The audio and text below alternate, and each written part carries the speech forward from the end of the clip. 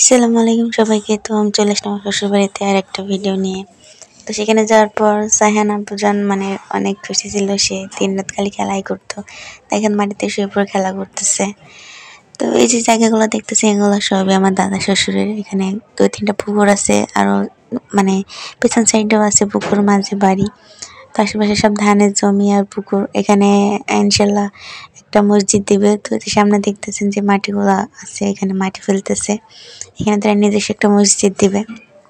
আর পাশে পুকুর আছে, অনেক বড় একটা মানে ঘাট যেটাকে বলে আর কি। গোসলও করে, আবার মাছ চাষও করে। তো পুকুরটা আছে, পাশে ধানের জমি আর এরকম আল। তো যখন বন্যা হয়েছিল এটা, তখন কিন্তু এগুলো আমার মনে হয় ডুবে যায়। আমি এখনো দেখি নাই। তো জায়গাগুলো অনেকটা নিচ। তো তার আব্বু সকালবেলা হাত মুখ দিয়ে চলে আসছে, আর আমরা হেঁটে বেড়াইতেছি। স্যান খালি দৌড়ায়, একলা বাসা থেকে চলে আসে পুকুর পাড়ে। যদিও পুকুরে তেমন পানি নাই, কিন্তু তবুও টেনশন। তো এই যে দেখেন, এই যে জায়গাটা যে মাটিগুলো ফেলা রয়েছে, এখানে ইনশাল্লাহ তারা পুকুর বানাবে। এখানে চিপস খাইতে বসতে কত রকম কলা করতেছে, মানে ডং, তার মানে যত কলা ডং আছে সব কিছু তার ভিতরে। মানে খুব দুষ্টামি করে, মজা করে। তো আমরা যেহেতু আমার দেবরের বিয়ে উপলক্ষে গেছিলাম, তো এখানে রাত্রেবেলা অনেক মহিলারা জড়ো হয়েছে। তারা গীত গাবে, মানে সিলেটে একটা মানে রীতিনীতি বলতে পারেন, বেশ সময় গীত গায়। তো এখানে দুষ্টুমি করতেছিল। আর এখানে ছোট যে বক্সে গান হয়, সেই গানগুলা মানে কপিরাইটের কারণে আমি দিতে পারি নাই।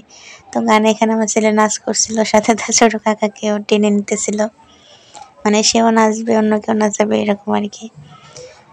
তো গান শুনলে তার মাথার কাজ করে না, তাকে নাচতে হবে। তো সবাই মিলে আমরা বসেছিলাম, সে নাচতেছিল, মানে ডিজে গানে তালে তালে সে অনেক সুন্দর করে নাচছে মাশাল্লাহ।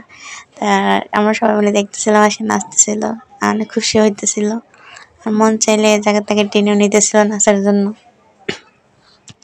আমার শ্বশুরের ঘর, আর এখানে টিভি, তারপরে বক্স এগুলা রাখা ছিল। আর এটা সিলেটি আর একটা ঐতিহ্যবাহী পিঠা, যেটাকে বলে ভর্তা পিঠা, মানে শুটকি ভর্তা দিয়ে পিঠাটা তৈরি করা হয়। চালের গুঁড়ি মাখিয়ে এভাবে গোল করে নিয়ে তারপর ভর্তা আলাদাভাবে তৈরি করে এটা মানে পুরোটা মাখিয়ে অনেক সুন্দর একটা ডিজাইন করে, এটা খোলা মাটির খোলা বা কড়াই বলেন, ওটাতে অনেক মচমচা করে ভাজে, অনেক মজা লাগে। তো এই যে কলা গাছগুলো পুঁতছে, এগুলো গায়ে হলুদের মানে যে গোসলখানাটা করা হয় তার জন্য। সবাই বাজি পটাইতেছিল বাচ্চারা। মানে থিম অনুষ্ঠান না করলেও আলহামদুলিল্লাহ টুকটাক যে অনুষ্ঠানগুলো করছে সবাই অনেক খুশি হয়েছে। তারপর অনেক মজা করছি। সবাই ভালো থাকবেন, আল্লাহ হাফেজ। নেক্সট টাইম দেখা হবে।